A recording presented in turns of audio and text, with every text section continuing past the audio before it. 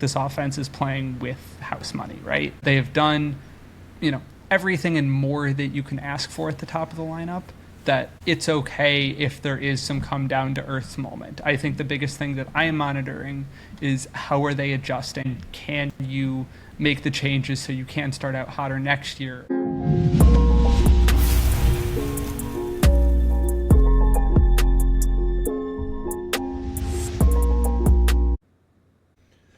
Welcome into the Viva Albertos podcast. As always, I am your host, Jake Wood, and I am joined this week by fellow writer Gabe Simons. A quick reminder, if you enjoy this episode, please remember to give us a follow and leave a review. It helps us grow the show, and your voice absolutely makes a difference.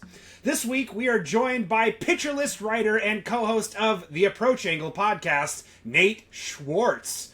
Nate, welcome back to the show. How are you doing on this wonderful Mother's Day Sunday?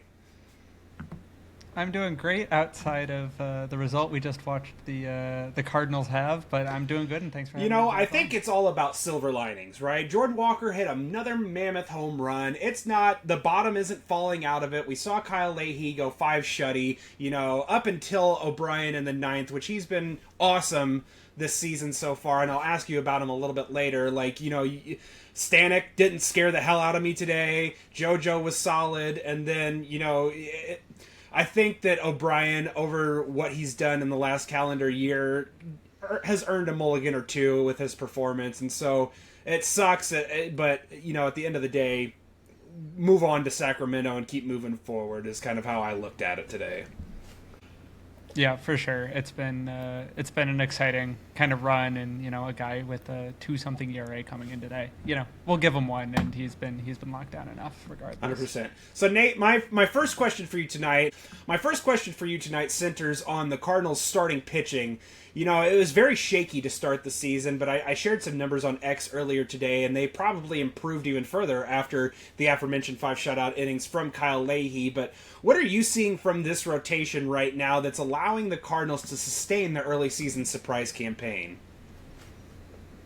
Yeah, I think the biggest thing is that we're finally starting to see a little bit of swing and miss. It's not something that's gargantuan in this way that it's like, the Cardinals have these bat-missing starters that we've been, yearning for so long. But instead, it's guys in the margins who are finding ways to miss enough bats to make it, appear a little bit more sustainable than the strong start initially anticipated. So across kind of the last, really 4 starts we've seen, so Kyle Leahy today, he's been averaging around 8 whiffs a game. Today he had 14. Dustin May yesterday, he's been averaging 7. He had 15 on Saturday. Michael McGreevy's game on Friday, as we all kind of, everyone watching, he was lights out and missing a ton of bats. Matthew Liberatore on Thursday, I believe, with, missed 11 bats. He was averaging 7. And then Andre Palante, he struggled a little bit last week, but he had 3 straight games of above average whiffs coming into that start.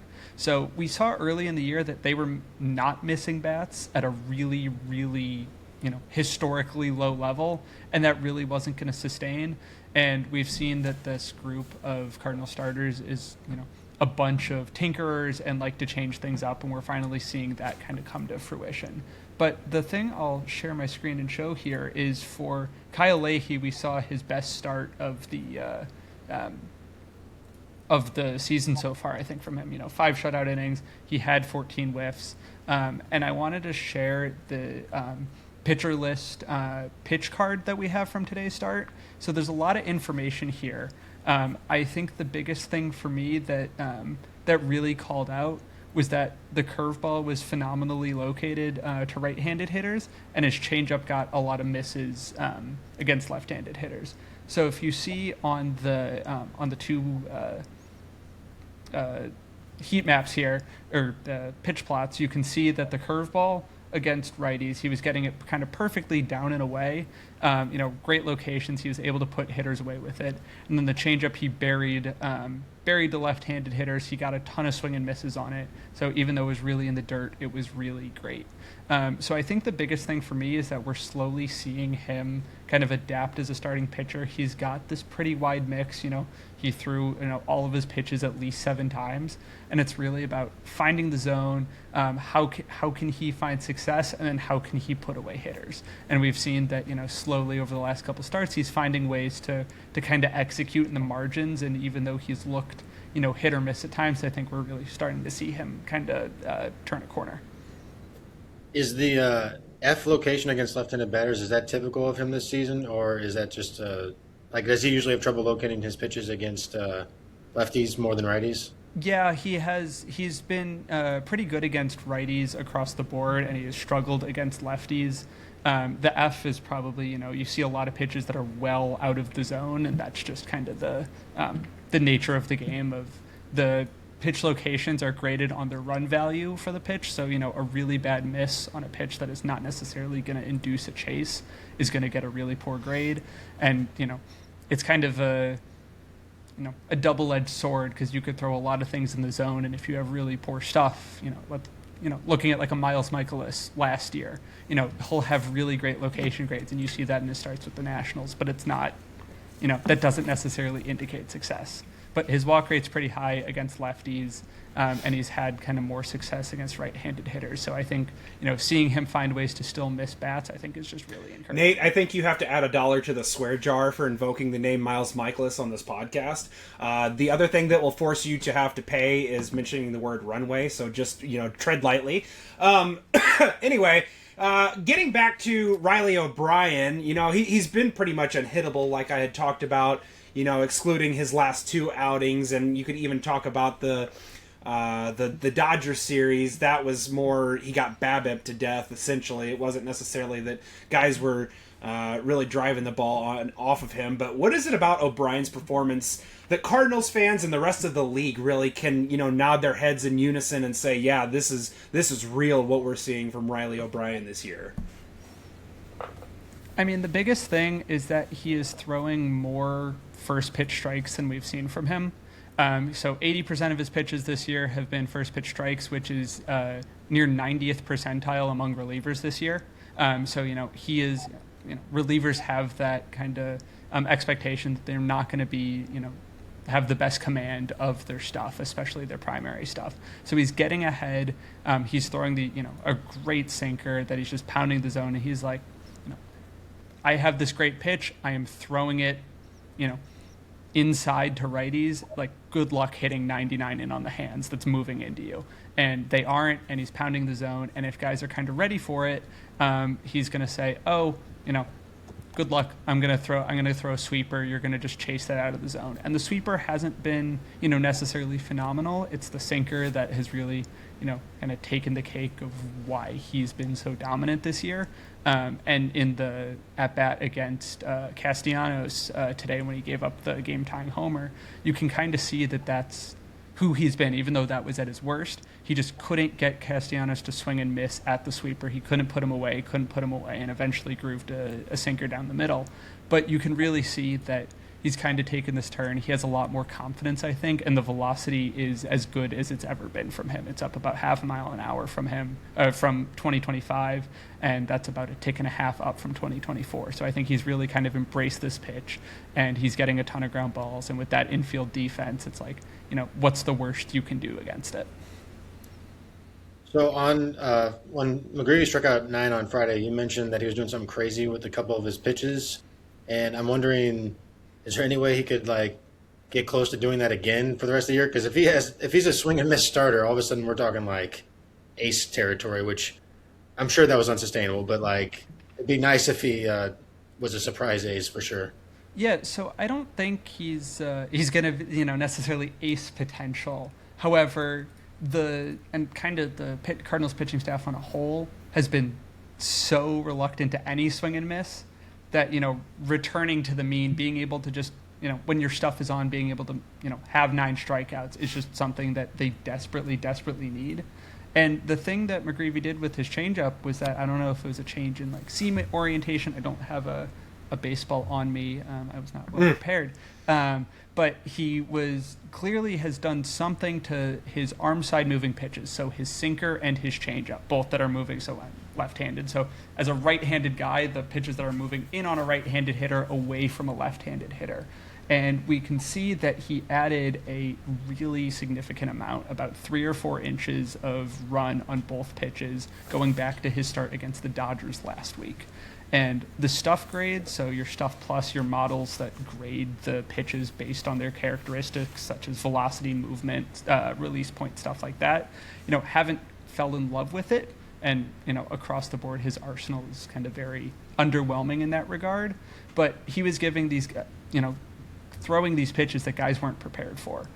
A lot of teams have, I think all teams now have, like the traject hitting machines, which can perfectly replicate a pitcher's pitches. And so maybe the left-handed hitters are practicing against the changeups that they'd seen, and then all of a sudden McGreevy's throwing something that's just, oh, well, my bat, was where I thought it was going to be. All of a sudden it's a swing and a miss. And the command has always just been exceptional from McGreevy on the hard stuff, and being able to throw a changeup really against left-handed hitters was just, really great to see. And I think we need to keep monitoring how real is this, because I think that can give us a better indication of who he's going to be going forward. Because as we've seen that he's down like 2 miles an hour, about 1.5 from last year.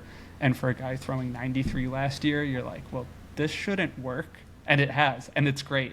And it's clear that he's using a handful of different things to kind of mitigate that, and he's executing really well. But I'm still, I don't want to, make any claims on who he's going to be. We got a long way to go, and I think that there's, the stuff is still generally underwhelming enough that I'm not sure that it's going to be something that's, fully sustainable. I'd project probably about maybe a 4 ERA rest of season going, not where he's going to end, but where he may pitch to going forward. When you look at like Michael McGreevy and what he's done so far this year, here in St. Louis, the name there was a name that was kind of invoked on the radio that kind of caught my attention. I was like, that's interesting. Was Kyle Hendricks, was somebody he was kind of closely compared to. I don't know if that's something that, when you think of Kyle Hendricks, it's not about the velocity, but obviously it's the movement profile, it's the ability to locate his pitches, on the margins of the zone and kind of move in and out and kind of keep hitters off balance. Like that makes a lot of sense to me. Obviously, you fear invoking the name Greg Maddux, but it's similar to that a little bit, and being able to, use the movement profile and the location to keep hitters off balance. It's like McGreevy is leaning into that lane a lot more than the guys who are just, pure stuff hounds and really going after just how hard can I throw this pitch and how much movement in terms of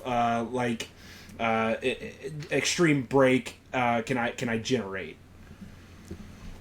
Yeah, I think so. The kind of funny thing there is that you look at a Kyle Hendricks and you kind of instinctually say, oh, he never struck anyone out, like he was just this pure command guy. But you still need to have some swing and miss to be a great starting pitcher. And his career strikeout rate was 19.6%. And that's, it was in the low 20s for most of his, his prime with the Cubs that we all hated to watch, because he would carve up the Cardinals. McGreevy's strikeout rate coming into his start on Friday was 16%. It went up to 19% after 9 strikeouts, and his overall season, mark sits right around that 19 mark. So it's kind of in that territory, but it's something where this has to be sustained. You have to be able to miss a little more bats than he has, and I think for McGreevy, he has exceptional feel for his hard pitches.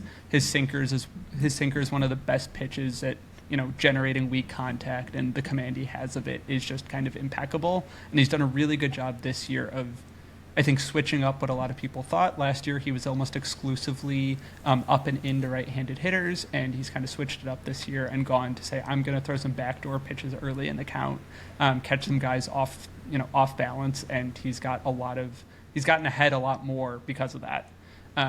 But he doesn't have great feel for his sweeper or his slider. And you can kind of see it when you watch some of his starts. It's very similar to Riley O'Brien at times, but just at a lesser point, where he's throwing a lot of pitches that are just a little bit non-competitive. They don't have, the velocity or the movement to really kind of throw a guy off when they're that far out of the zone. And, I wouldn't say it's there, but he's definitely kind of in that classic Cardinals ilk, and not necessarily a bad way of, switching things up, finding ways to just be a bulldog on the mound and get the results, even if nothing necessarily kind of looks great under the hood. While he had a promising last start, I think it's fair to say Matthew Liberatore has been a bit of a disappointment. What exactly is he doing wrong or different than last year that is causing the results to not quite match, especially his first half last year? Yeah, I think the biggest thing for me is that he just has lost the feel of his slider. That's really been this key pitch that has kept everything afloat at times, especially last year and early last year. The pitch was just kind of a demon pitch that he had full command of, but his fastball doesn't perform great, and it's something that has always gotten hit hard, and that's not a problem when you have something that can effectively tunnel off of that, in the sense that a guy sees the same pitch out of the hand and it's hard to recognize one or the other. And if the fastball is going to end up, up and away, and a slider is going to end up, down and in, it's a perfect way to kind of mitigate that. And he came up being known for his curveball, and the curveball, it's a great pitch and it can still get whiffs when executed well, but at 78 miles an hour, like, major league hitters do have time to adjust, and it isn't a tool that can be as effective as a lot of people kind of want it to be in a vacuum. So I think really having feel for the slider is kind of the key to everything from him, and he's survived enough. It obviously hasn't been great, but for the 4 ERA we've seen over the year, I don't think anyone would say that that's kind of what his true talent has pitched to. I know like a FIP of 537 is one of the biggest over performances this year, but you can see that in any of the pitch plots that we've seen. You can look at. So I'm going to pull up the pitcher list page here because I am biased and I love our pitcher pages of the stats that they show.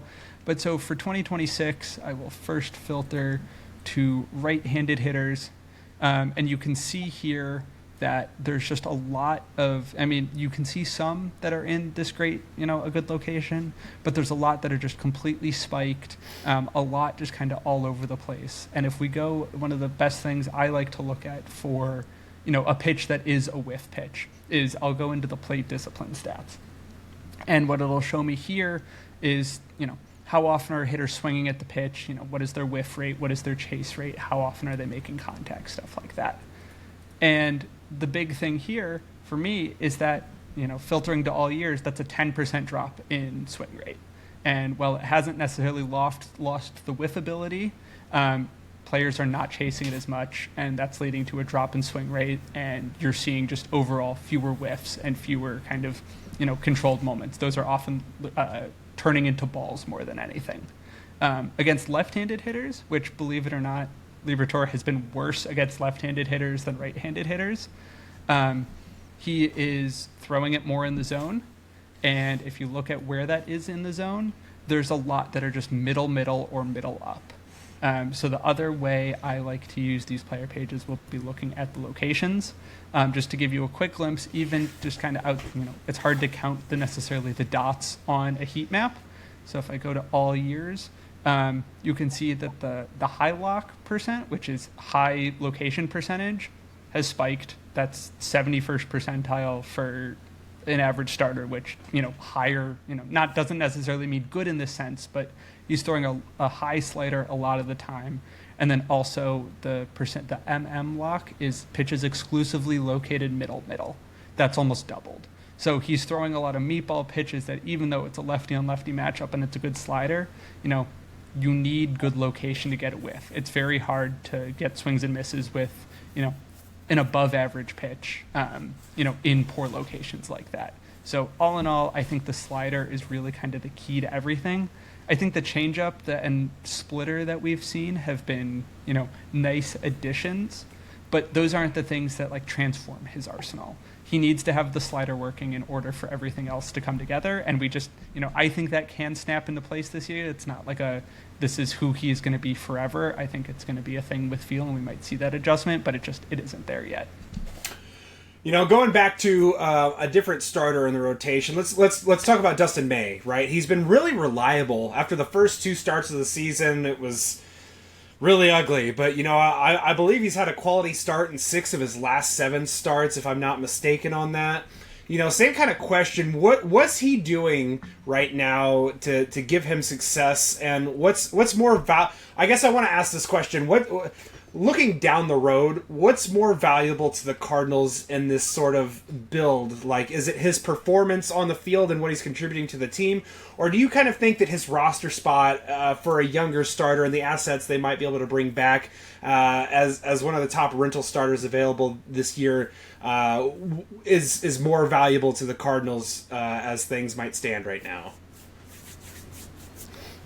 Yeah, I think to answer kind of the second question you have, I think that roster spot, I think that hypothetical roster spot does not matter at this point. We're a month into the season.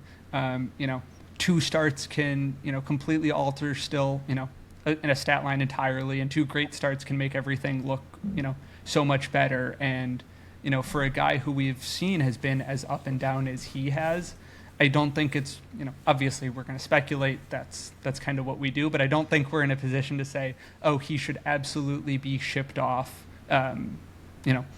for prospects, even if this Cardinals team is great, or vice versa of, oh, the Cardinals are 15 games up in August, we have to hold them, and, we can talk about the $20 million player option at the end. But the biggest thing for me that I saw in his last start that was really exciting is we saw some execution and reliance on the cutter that we haven't really seen from him kind of all year. So I'm going to pull up the screen again.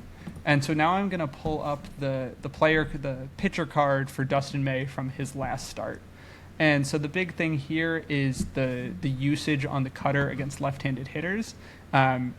That this is the first time all year that's been his dominant fastball. And what it allows him to do is to throw it, he's able to throw it down and in, and he's able to induce weak contact, which the fastball really hasn't been able to do. And it also gives him kind of just this variety. He tried to throw some sweepers, he tried to throw some fastballs, and they were all kind of like meh. But being able to, really execute on a cutter is something that I think is great for a right-handed pitcher who has struggled against left-handed hitters to do. Against righties, it's really not a question of success, including the first 2 atrocious starts. He has a 22.3% strikeout minus walk rate against right-handed hitters, and that ranks 19th in baseball among starters. So, he doesn't have an issue. The wide movement profiles and the high velocity works really well against same-handed hitters, but his K minus BB is only 5% against lefties, and that's just atrocious. About 15% is league average. And so the cutter gets a ton of chase outside of the zone and kind of save that fastball for 2-strike counts.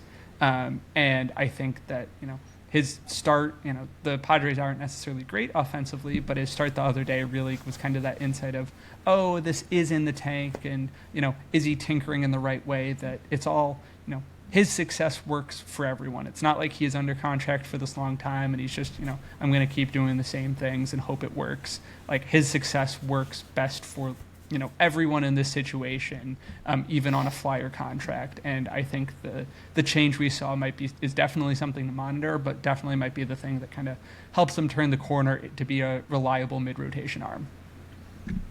So I'm going to skip Palante for now because I want to ask about a guy we saw in one start through that 17-game stretch, turned 16-game stretch with a postponed game, Hunter Dobbins, who had what I feel was a very confusing start with the way it went, where he looked really good through 3 innings and then just couldn't find the zone.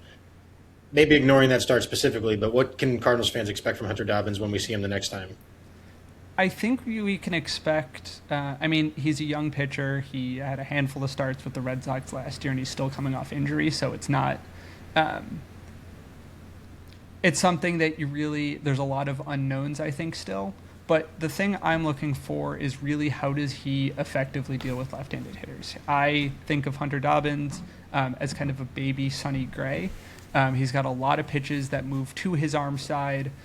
So he's got, a fastball that is of the cut variety, so it moves, more, away to a right-handed hitter relative to expectation. He's got the slider, the sweeper, the curveball, just a wide variety of pitches that are moving, a moving arm side. He can throw kind of whatever, and it's up to the hitter to be on top of that. And it's kind of a junk approach of everything being kind of evenly split. And I think we saw that in the first couple of innings of his start in Pittsburgh. But then with lefties, he has a splitter that last year was a little bit all over the place. He struggled to find the zone with it, and that can lead to problems when you have a fastball that isn't necessarily, phenomenal. And then, it's just kind of what pitch am I going to throw that is moving into a left-handed hitter that is going to be able to execute well. So I think I think he's a really interesting arm, and it wouldn't surprise me if we saw something like a 20% strikeout rate, maybe something closer to, I'll say hopefully 10% walk rate. But we saw kind of those first couple of innings of this is a guy who can definitely be part of the future of this Cardinals rotation this year, but also, in years to come, if Dustin May isn't there, come August 1st. He is definitely a guy that I am not worried about taking on that role. And I always hesitate to really read into major league debuts too much. Especially because his minor league numbers coming into that start weren't necessarily anything phenomenal. But I do think that is something that he is better than those minor league numbers, and it's going to be something that, he's going to be part of the Cardinals' future. For reference, Ollie Marmol was on the Gas House King on Tuesday following that start by Hunter Dobbins, and had talked about, things were going really well, really smooth whenever he was pitching out of the windup, but as soon as he changed to the stretch, there were some mechanical issues. So that's probably more or less what they're looking to clean up after having sent him back down, and assuming he's able to kind of clean up some of those things mechanically, because obviously he couldn't find the zone at all once he changed from the windup to the stretch. That's a relatively minor thing to fix, and it shouldn't give Cardinals fans too much pause. But just kind of an explanation of why he didn't really stick around. It was, hey, we identified this thing that we want you to go work on, allow you to go do that, and then we'll bring you back whenever we need you to call your name again. But kind of transitioning away from the rotation, because outside of Palante, and I'm, it's a good point by you, Gabe. Let's probably just skip over Palante, because I'm sure most Cardinals fans don't really want to hear about Andre Palante at this point, and I've kind of, accepted that at this point. At the time of the deal, George Soriano was a bit of a head scratcher, but when you dive into the movement profile and kind of his pitch specs, you really start to understand the allure of what made him, in some respects, kind of a white whale for this Cardinals front office. We heard reporting that the Cardinals tried to acquire him several times this offseason, and when Washington DFA'd him, the Cardinals said screw it and got their guy, and now we're seeing him elevate to high leverage opportunities. If the Cardinals do wind up trading O'Brien, and we can kind of have that conversation a little bit later, is Soriano your closer? Or at least are you giving him the first shot at that role? Because when you look at the stuff, it's filthy. It's absolutely disgusting, and it seems like his confidence is growing by the appearance. And what are we seeing from Soriano that's making him so special? I referenced some of the things, the pitch specs and the movement profile, but is that the next guy in line to kind of step into the high leverage opportunities once this current group kind of moves on? Or is he, he's simply just adding to this current core group of high leverage relievers? Yeah, I kind of have mixed feelings on him. I think he's pitched, decently well and about to kind of to where all the estimators and some of the top line stuff kind of goes. He hasn't missed kind of as many bats as I think, many people maybe thought coming into the year. And it's been in line with his career averages so far, but he's throwing more strikes. He is walking more hitters than previously, but he's getting ahead more. And I think he's really being able to play into, a great Cardinals defense, getting a lot of ground balls and being able to say, even when even when things are getting put in the air, it's not necessarily something that is of worry. The slider is a phenomenal pitch. I do worry that for a closer, kind of the big thing you look for is having that kind of key fastball to just be able to overpower hitters. And I don't know if that's necessarily a guy you want kind of in that role, because it really is just the one pitch against each hand. So the slider against righties and the changeup against lefties, and a fastball that kind of by all accounts I think is, has performed decently well, but the kind of the under the hood metrics, either stuff or overall whiff profile is not necessarily something you're looking for. But at the same time, I don't necessarily know who the person is that kind of replaces him. If not Soriano, because my bet would be to go to Jojo Romero, who I presume will not be here if Riley O'Brien is also not here. I think a kind of a sneaky play here will be Gordon Graceffo. But again, he runs into the same problem. So I think it'll be really interesting to see, who steps up, and if Riley O'Brien is not the guy kind of the future, it would not surprise me if one of the kind of more highly regarded pitching prospects that we've seen in the org is actually that lights out guy. So to go back to the rotation briefly, is there anybody in AAA right now who you think will make an MLB start? Do you think that they're ready now but waiting for a spot to open up, or do you think they need to change something between now and when the Cardinals are willing to call them up? I think Dobbins is that next guy up. I think Bruce Zimmerman is a really interesting one. I think he's going to pleasantly surprise some people when he comes up and presumably makes a couple starts or two. He's not necessarily a prospect. He's 31 years old, but he's pitched really, really well in the minor leagues, I believe, this year. He has a 3 ERA in 35 innings. He struck out 31% of the batters he's faced and walked just 5 of them. Really good stuff. He's missed a lot of bats. Obviously, he is a bit old for the competition, but it's nice to see that the Cardinals kind of, the bulk veteran arm in the waiting isn't just kind of the most boring guy you've ever seen in AAA. It's something where it's like, hey, this could be interesting. And I think Cardinals fans have kind of missed that because I know there's a lot of animosity towards Andre Palante, which I think is kind of a little bit unfounded at times. But I think whoever it is, whether it's Zimmerman is kind of an innings eater role, I don't think any of the prospects necessarily will be ready. I don't remember what Tekoa Roby's status is. He's definitely a guy I think who could be kind of fast tracked in the sense that if he comes back and the arm looks good, don't waste bullets, call him up and just see what happens. You're playing with house money. I believe he needs to be Rule 5 protected after the season anyway. Please don't quote me on that. I don't actually recall, but I believe he is close. So that's something where you have to, it's worth the shot. And obviously Richard Fitz would have been the big one. So I do think there is a little bit of a depth issue at the upper minors because these are generally all a bunch of young guys. So I think I'll throw my money behind Bruce Zimmerman and kind of wait and see on some of the other prospects. He is on the 40-man already. I was going to say, I believe he's already on the 40-man, yeah. So that makes it easy.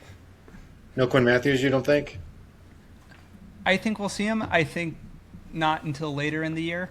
I think we've seen that his command really, really fluctuates, and I'm not sure if he is currently as he stands ready to go in the major leagues. The kind of the shift we've seen since the first run in 2024, the second he got to AAA, and I don't know if it's the ball or what it necessarily is, but that walk rate has been 16-17%, which frankly for me is completely a non-starter for a starting pitcher call-up.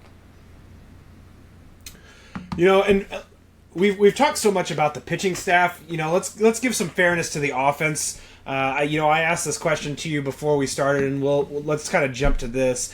I'll ask sort of a group question. The meat of the Cardinals' offense. You look at Herrera, Burleson, Walker, and Gorman. There's a ton of production possible from this group.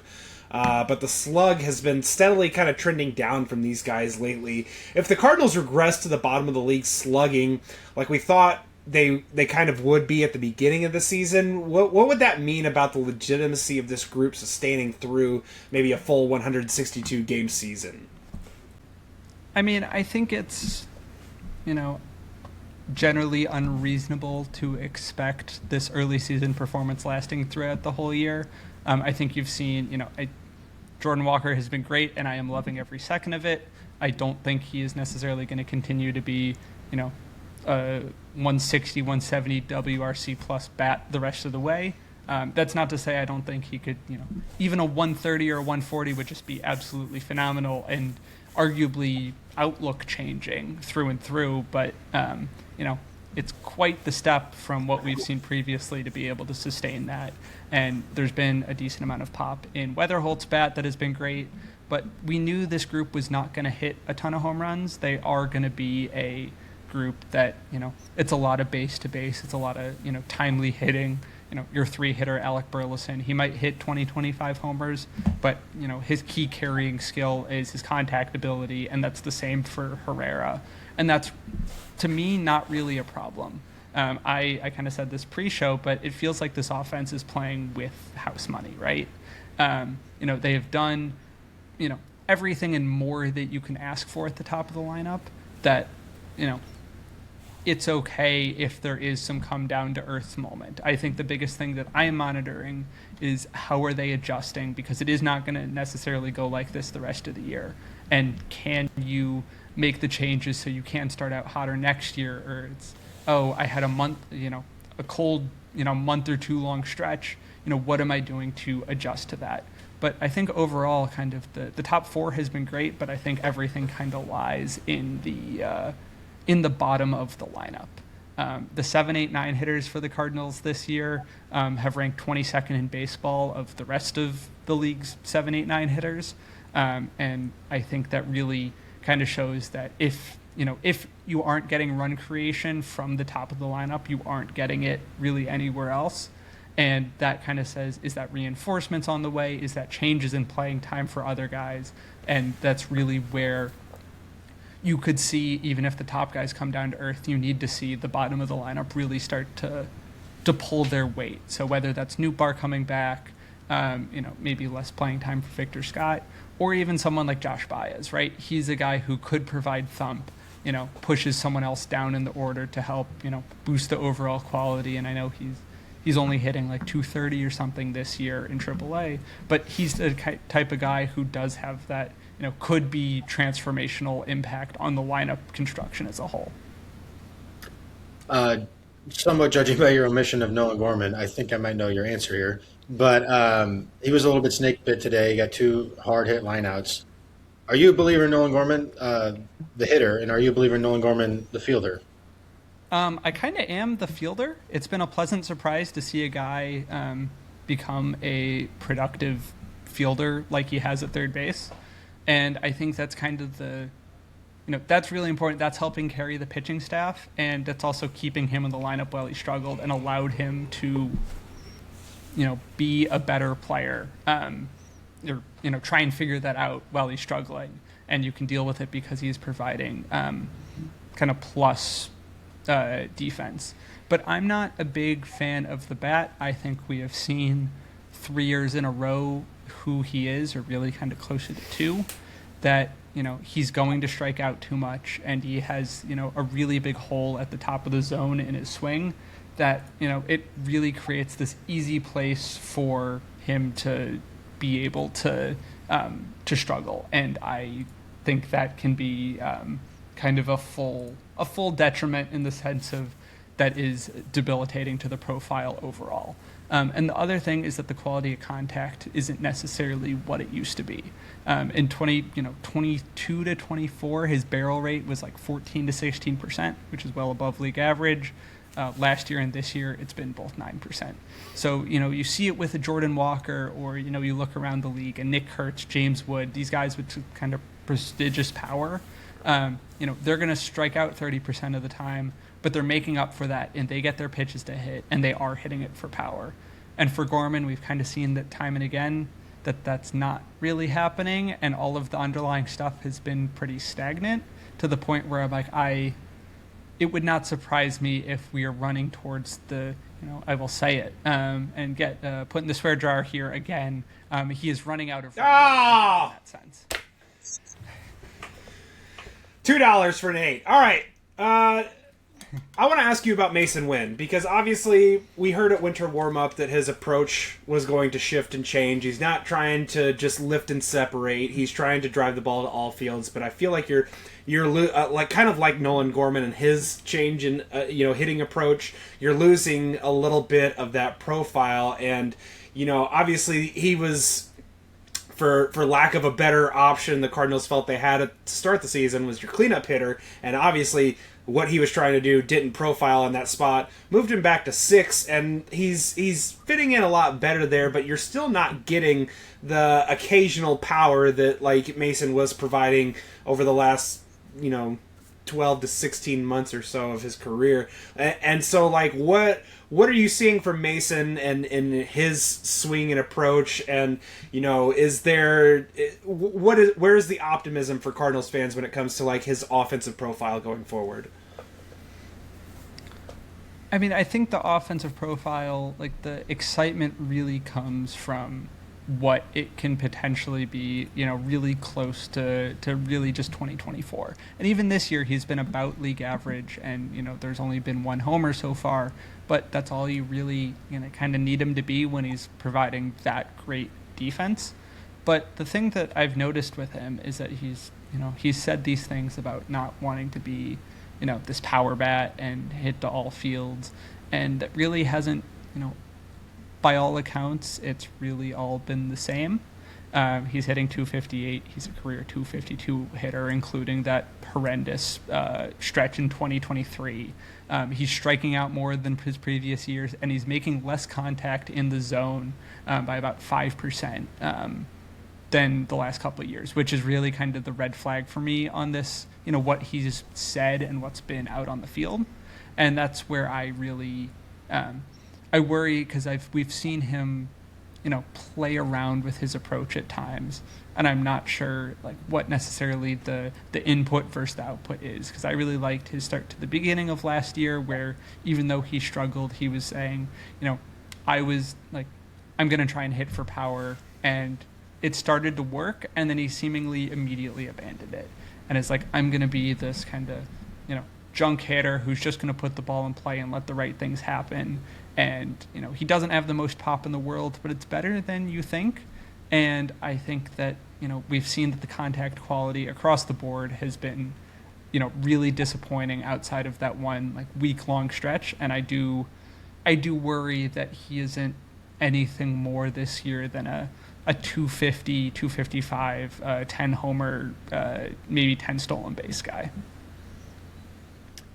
How do you view Nathan Church's future on the Cardinals? Do you think of him as a future center fielder for the Cardinals? Do you see him as an ideal fourth outfielder?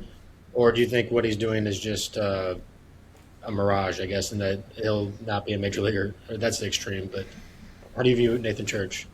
I've been pleasantly surprised with what we've seen from him, and I think a lot of that could have been and discovered with what we saw last year from him in AA and AAA, and I think it was kind of a sneaky, under-the-radar breakout of more pop than we'd seen previously, just a really great drop in strikeouts. He had been, and it was already an exceptional, like, sub, 13, 14% strikeout rate guy, and then last year he was a sub 10%. And he's like, I'm going to swing at everything, I'm going to make contact, and I'm also going to, hit for some power at the same time, and that's really exciting. And then this year, I think the excitement is that he's hit a ball 2 miles an hour harder than he had ever done previously, at least in recorded StatCast games. And you've seen 5 homers. There was the two homer game a couple of weeks ago, and he's not going to be this great, phenomenal guy, but I think he's a perfectly serviceable third outfielder, and I will say starting center fielder on an average to above average team that you hope is the weak link in an outfield, right? You hope that someone else can take the second spot from him and really run with it, but he's not going to be a complete zero a complete zero in the lineup, like a Victor Scott has been. And while Victor Scott's defense is incredible, and I don't think it can go you know overstated or understated really, that that is such a big impact on the pitching staff in ways that you don't necessarily notice on a day-to-day basis. But I think you have to be able to provide something in a lineup that is generally kind of lighter overall. And I think it's worth a shot in center to see what the fielding value looks like, because I don't think we really want Nootbaar in center going forward, and I think he could be a good a good option there until someone else comes up. Nate, we're getting late on time here, so the last question I have for you tonight, you mentioned his name there just now. Lars Nootbaar set to begin his rehab assignment this week. Where do you bat him upon his return? Do you play him in left field, or do you DH him and progress him back slowly? Do you think that the Cardinals could get, with an eye towards the trade deadline, of course, that's starting to those questions and conversations start to percolate a little bit more. Do you think the Cardinals could get market value for only 8 weeks of on-field production for him, or do you think that maybe an off-season deal would probably be more likely for Newt, and that way they have 4 months of sample to kind of give acquiring teams a little bit more of that comfort level, saying that, like, okay, he's back, he's healthy, we can acquire him for what we think he's worth here, kind of thing. So it's like, where does he fit? And then do you think 8 weeks is not enough time for the Cardinals to be able to get good value, assuming that the intention is still potentially to see what you could get for him the way they were exploring this offseason? Yeah, so I think if the Cardinals find a trade partner who want to pay, fair market value, which I think to all Cardinals fans, no matter what you think it is, dock it just a little bit. I think everyone is a little bit too excited on the concept of what Lars Nootbaar could be. But I do want to share my screen just kind of one more time here. If I is now not there we go. Now being kind to me. So I'm going to pull up this rolling chart of his rolling weighted on base average. So kind of the true performance that we've seen from Nootbaar across his entire career. And while it's true with a lot of guys, you can see that Lars Nootbaar he's had these really, really just like very high hot streaks. It's a 15-game rolling chart. So you're looking at like 2-week highs here where he's just on a complete tear, and he's had one, outside of a pretty injury-plagued 2024. He's had these in his spurts coming off and through injury. And so 2025, we had this extended look at him, and he never really broke out kind of in any way that, a lot of people were anticipating. He was kind of the same old, more dumbed-down version of what we had seen from him. So I think if he comes back and he does start on a hot streak to start coming back, he's out the gate, he's more aggressive than he usually is, and the batted ball quality is what we've come to expect from him.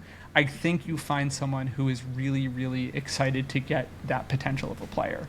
But kind of on the Cardinals side, we've seen over and over that that isn't necessarily something that's going to last. Even if it feels so great to dream on, there are enough options, I think, kind of across the board where it wouldn't really surprise me if they moved on, even if he was playing well, because I think Lars Nootbaar has been great, and he'll be remembered as, I think, a decently well-liked Cardinal. But I think kind of the next iteration of a good Cardinals outfield doesn't necessarily include him in it. And then my last question is, the bullpen has been performing better, but it still has Jared Schuster in it, and we kind of expect a couple of guys to be traded. Who do you see in Memphis that would probably take over spots that leave? Because I don't think they're going to replenish it at the deadline either. I don't think they're going to replace those guys with other guys. It'll probably have to come from Memphis. Who do you see in Memphis that you see coming up at the second half of the year and taking over those roles? The first two are going to be Ryan Fernandez and Chris Roycroft, despite how everyone feels about them. They're the option that have been shipped up and down before. Like, you just are going to have to go for them. There's not a ton of depth. And then the other two are Scott Blewett and Luis Gastelum. I know Gastelum has been very popular amongst online Cardinals fans. He's got a really great, I believe it's a changeup that is a very outlier pitch that could be exciting. I know he has struggled a bit this year. And then Scott Blewett is, he also hasn't been phenomenal, but he has major league experience in a bullpen before. And, there isn't a lot of depth, and the understanding wasn't that this team was going to be competitive throughout the full season. And so it's not like these options are made for a team that is ready for a playoff hunt, down the stretch here. And I actually think, even if there aren't top line additions coming into this team, I think you could see maybe a lot of, smaller deals for relievers who maybe either are in AAA or, aren't necessarily top of the line guys where, we all see how thin this bullpen is, and it doesn't take a lot for upgrades to make that better. So I could see, maybe it's a buy and a sell kind of combo here where they are adding, and it's not in this, amazing way, but it's not a sell that's going to be like, oh, well, this team is now going to be a dumpster fire now that they've shipped off their guys. Like, I think this front office is going to do what it's going to take to be kind of competitive regardless, assuming, even if they're around a 500 mark around August. But I think kind of, as we've seen, it's too early to tell. The guys are playing great, and it's really fun to watch. But I don't think anyone really can definitively say what the future holds for this team, and that's okay.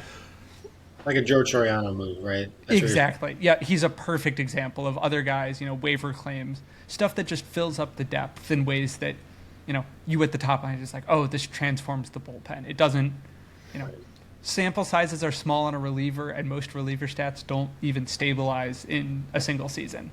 And so it doesn't take a lot for a single reliever to have 10 good appearances. That's 10 innings. That goes a long way, August to September.